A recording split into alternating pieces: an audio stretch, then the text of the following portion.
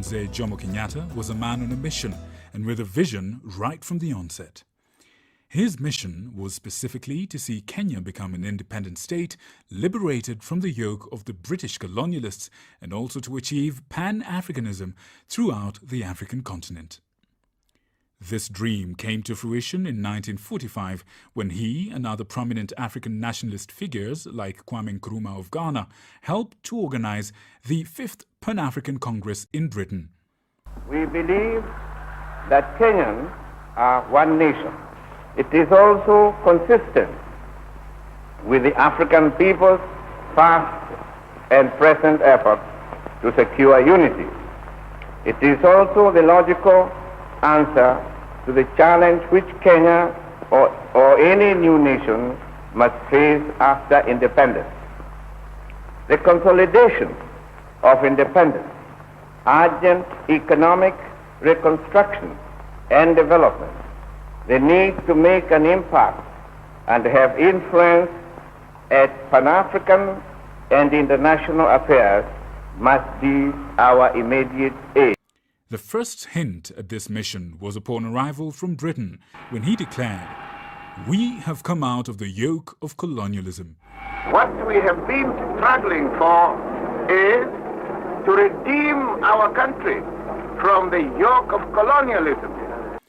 Even before he ascended to the highest office in the land, his love for the motherland of Kenya and its people was evident in the way he dealt with the colonial masters.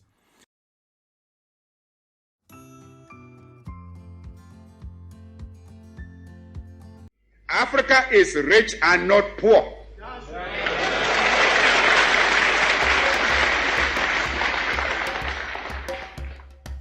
As a result of the Second World War, Europe's leverage over African colonies greatly decreased. Metropoles became committed to gradual transitions towards African self-government, but on the metropole's pace and terms. The independence of Ghana not only is an example of negotiated decolonization, but it also shows the roots of Pan-Africanism and continental solutions to colonial problems. Nationalists all around Africa, like Kwame Nkrumah, called upon European colonizers for primary schooling and health infrastructure. Over time, the British in West Africa revised constitutions, negotiated with Africans, and held elections until 1954, when Nkrumah became prime minister for a fully elected self-government.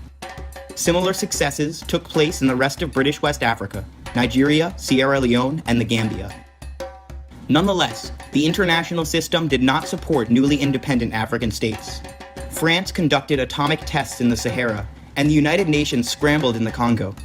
Nkrumah saw these acts as evidence of the callous disregard of African independence by the great powers. Kwame Nkrumah realized that the European-dominated international system continued to underdevelop Africa, so he looked for continental solutions. In his statement of Pan-Africanist ideology, Nkrumah outlined how only Africans united could develop Africa properly and have a common interest in the independence of Africa. Pan-Africanism represented a change in African responses to European imperialism because it was a continental solution that posed itself to replace the contemporary European-dominated international order.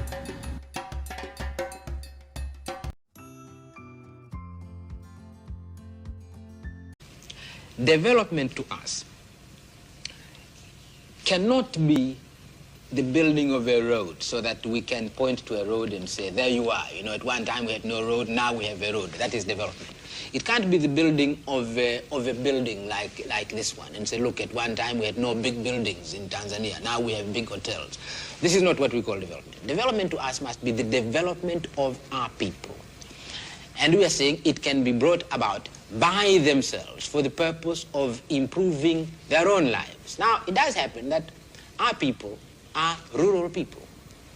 If development means developing our people by themselves so that they can improve their own lives, well, their lives as peasants. And this is where you are going to develop them, because they are going to work as peasants, to improve their surroundings as peasants, and create, if you like, a new kind of peasant. And this has implications, the political implications of this that we are going to be creating not merely these social units. These are not simply going to be social units. These are going to be also self-governing units to the extent to which they will control those affairs which affect their own lives as producers.